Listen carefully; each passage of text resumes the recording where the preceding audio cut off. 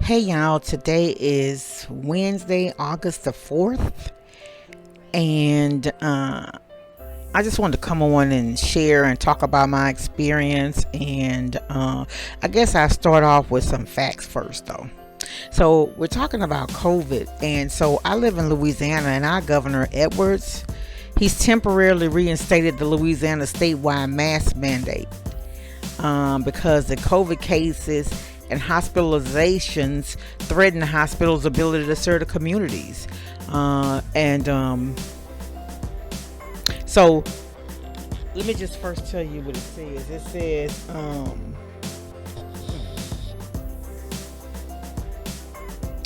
they said CDC released data that shows that while vaccination reduces one's chance of becoming infected with COVID, those who do become affected with the Delta variant, despite being fully vaccinated, are likely at risk of transmitting it to others.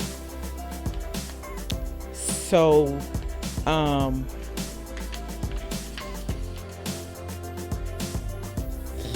the mandate will be in place from August 4th to September the 1st. And it says that our vaccination rate is insufficient, and the spread of the highly transmissible Delta variant cases in the state has grown exponentially. And Louisiana remains number one nationwide for number of new cases per capita. The mask mandate will help slow the spread of COVID and limit suffering and death in Louisiana until we are through this fourth surge. This is actually the fourth surge of the COVID-19. The mask mandate applies to K through 12 schools, universities, and other higher education institutions, which return to campus learning in August. So, I know, my son goes back to school also. So it's kind of scary to send your kids out there, but they say the order requires face coverings for everyone age 5 or older or enrolled in kindergarten, except for the following. It says anyone who has a medical condition that prevents the wearing of a face covering, anyone who is consuming a food or drink, anyone who is trying to communicate with a person who is hearing impaired, anyone who is giving a speech for broadcast or to an audience, and anyone temporarily removing his or her face covering for identification purposes. And it says face coverings are highly encouraged for those 2 to 4 as tolerated. And they recommend, it says, if you can do an activity outdoors instead of indoors, do it outdoors. Follow good hygiene practices like wash your hands vigorously and frequently and don't touch your face. Stay away from crowded settings. Work virtually if possible. If you suspect you have been exposed to COVID-19, get tested immediately. If you're in an at-risk group, be extra careful. And everyone who is sick or who has COVID symptoms should stay home. And so here's the thing it says for large gatherings. It says limit the size of indoor gatherings, moving events outdoors, or hosting meetings and events virtually to reduce the likelihood of COVID-19. All participants of indoor meetings and events are required to mask. People with underlying health conditions that make them more likely to have severe COVID complications should avoid non-essential trips outside of the home. Event hosts and facilities should practice strong sanitation and hygiene practices and provide hand sanitizer for those who need it. And spaces should be staged to accommodate at least 6 feet of distance between guests. So the guidance has changed again for testing and quarantine. All people should take a COVID test immediately after a known or suspected exposure to COVID-19 and take the following actions. If positive, they should isolate immediately. If negative, they should retest again between 5 and 7 days post-exposure. If they develop symptoms of COVID-19 at any point, they should test and immediately isolate pending the results. And it says this guidance will remain in place at least until Louisiana is safely out of its fourth COVID-19 surge. It says at this time, the CDC advises that fully vaccinated individuals who are not experiencing COVID symptoms do not need to quarantine following an exposure. Yeah. So anyone who tests positive should immediately isolate. If symptomatic, at least 10 days since symptoms first appeared, symptoms are improving, and at least 24 hours with no fever without fever reducing medication. And if asymptomatic but with a positive test, 10 days from the time the test sample was effective. So, yeah, I know that in a meeting today, so let me give you some of the facts that I got today. I wrote them down. It says children 5 and up must wear masks, and I can be vaccinated, but I don't know if that's true or not. Okay, so I'm up.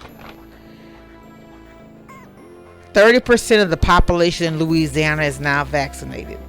Louisiana rate of increase is higher than any other state per capita rate. All health units in Louisiana are testing and vaccinating. Most cases are in the 18 to 29 age group, and that's 60% of the COVID cases. Because the vaccinations are still at the stage of emergency usage, a place or business can't mandate that the employees be vaccinated. Now that's supposed to change. The emergency usage is supposed to change either late September or October.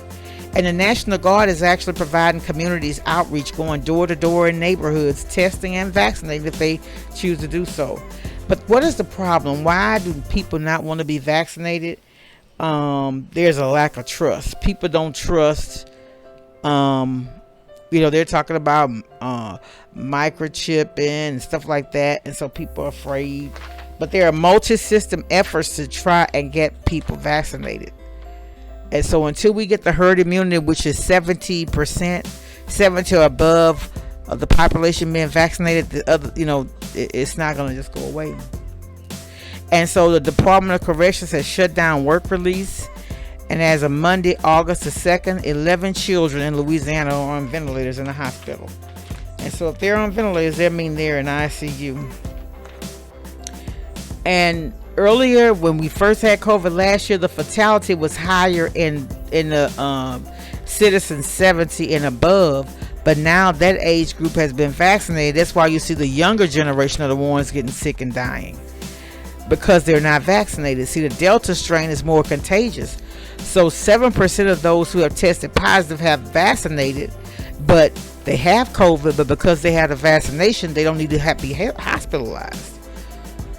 So I just wanted to give y'all that little tidbit. I hope it was helpful to somebody. But I'm going to tell you about it. I left her house. Hey y'all, so I just wanted to share testimony, something I went through recently with COVID-19. So I was telling y'all earlier that I had gone over to my sister's house and I stayed there chatting with them. She had brought the stuff for me to make dirty rice. I made the dirty rice for them, and I took it over and I sat and I chatted with her, my nephew, my brother-in-law, and my brother that's staying over there with her now while he's rehabbing from a fall and then surgery. But anyway, so I left, came home, got dressed, went to church, had a good time at church, came home, got ready, went to work Monday. And then they told me that Monday evening they had to take my sister to the hospital because she was disoriented and she was sick or whatever. And so when I went to bed Monday night, she was still in the emergency room, but they were going to admit her. And but they didn't have any bed. Well, what happened? Well, they just said they were going to admit her, but they were waiting to get a bed. And so that was Monday night. And so I got ready to go to work Tuesday morning, and on my way to work, I had turned the corner, and my other sister called me, and she said, "Did you hear?" I said, "What?" She told me my sister had COVID-19. I was like, "Oh." So I parked. I called my sister and told her that I wouldn't be coming into work because I had been exposed to COVID. And so I hadn't shared this with anyone, but my son and I had not been vaccinated. And I knew that I was going to get vaccinated, but honestly, I'm just going to be extremely honest, just, because that's how I am. I wanted to wait until 6 months after they had administered the first vaccination, because I kind of felt like they had rushed it, you know what I'm saying, rushed the approval or whatever. So I wanted to see what was going to be the outcome, and do my own research. And so I had decided that I was going to get it before we left to go to my grandson's birthday party. We gave him a party. He told his mom he wanted a dinosaur birthday cake. He wanted to go and stay in a hotel and go to the beach for his birthday. So that's what we did. We went to Houston Friday. Saturday morning we got up and drove to Galveston, which isn't that far. So we all went out to eat. Then we went to the beach. We left the beach, gave him a birthday party. We took him to the pool for a little bit and at the hotel. And so we got up Sunday and had brunch, and we came back. But I know I wanted to go and get the vaccination before I traveled. And so after my sister tested positive Tuesday morning, after I called work, I came home. Well, I had planned to go that Wednesday anyway. But I called my son when I got home. I told my son, go ahead and get ready, let's go. So as planned, we did go at 11 o'clock like I planned to do. But instead of just going to get the vaccination, we had to be tested first.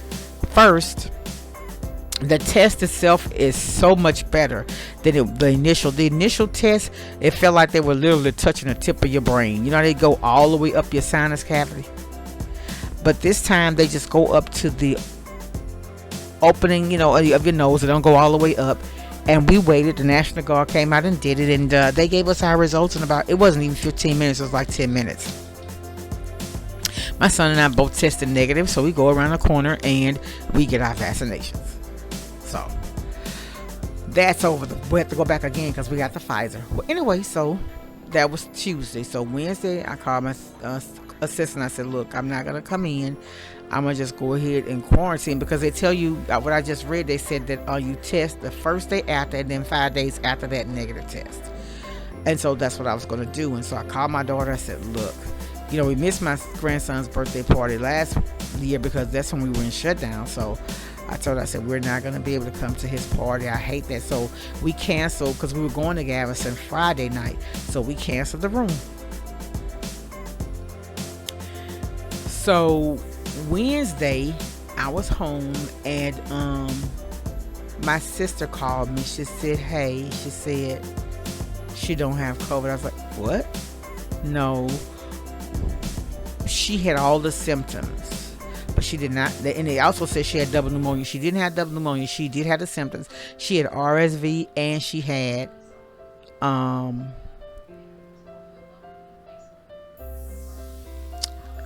pneumonia in one lung. Yeah, she didn't have double pneumonia. But anyway, so I'm telling you all this to tell you this. My sister was in the hospital from Monday to Thursday. Or was it Friday? Thursday. She came home Thursday. She was admitted in the hospital. And the whole 3.5 days she was there, she was in the emergency room. There were 25 plus positive COVID patients waiting for a bed on the COVID floor. And my sister had told me, she said, I don't want to go up there. And I don't know, I guess she was afraid that if she would go up there that she wouldn't be able to, she wouldn't make it back. I don't know, but that's what she told me. And like I tell people, when you ask God to give you something, you pray for something, you can't tell him how to give it to you. So she didn't want to go on that COVID floor. And guess what? She didn't have to. She stayed in the emergency room that whole time. And they even have commercials now where the nurses are begging people to come back to work, because it's just, they have, the demand is there for nurses. But anyway, my question is, have you been vaccinated? If not, are you going to get the vaccination? And what is your reason for not getting it? Some people say they're not going to get it because they don't want the government to tell them what to do. My pastor said one Sunday, he said, y'all don't know what they got in those blood pressure pills and all that, but you're taking those. I look at it like this, though. I'd rather get it and don't need it than to need it and haven't gotten it. Because that doctor told my sister when they initially thought that she had it, he told her, thank God she had taken that vaccination. It's like the flu shot, you know. It helps with the symptoms when you get it, but it doesn't stop you from getting it. You understand? It doesn't make your you don't get a very bad case of whatever it is you're being vaccinated from. So anyway, that's enough about that. I just want to come on and share a little experience with y'all and tell y'all a little information that I heard. It's August 4th. It's almost 1 in the morning. But remember, y'all, when I come and tell y'all something, it's all love. You know, you have free will to get the vaccination or not. Right now, your employer can't tell you. I know some of the employers, like the VA, I think it's making all their people get vaccinated. But here's the thing. You know, is it one of those things you don't want the vaccination, but what about, I'm going to leave y'all with this. I've been paying life insurance all of my life since I've been old enough and on my own. You know, in life, sometimes there are things that you're going to do you don't like or you disagree with, because, you know, if you think about it, a person paid life insurance for 50 years. You paid the face value of that policy 3-4 times. So that's why a lot of people don't have life insurance. They just have a savings that they put aside just to pay for burials and things like that. But anyway, that's off subject. But I'm just saying, I'd rather have it and don't need it than need it and it's too late to get it. Okay, so whatever your reason, make sure it's logical and make sure that you're basing your decision to not get the shot on facts. Like for some people, they can't get it for health reasons. That's totally understandable. But if you're basing your decision to not be vaccinated on somebody's assumption or opinion, you may want to rethink it. All right, y'all. Thanks for listening.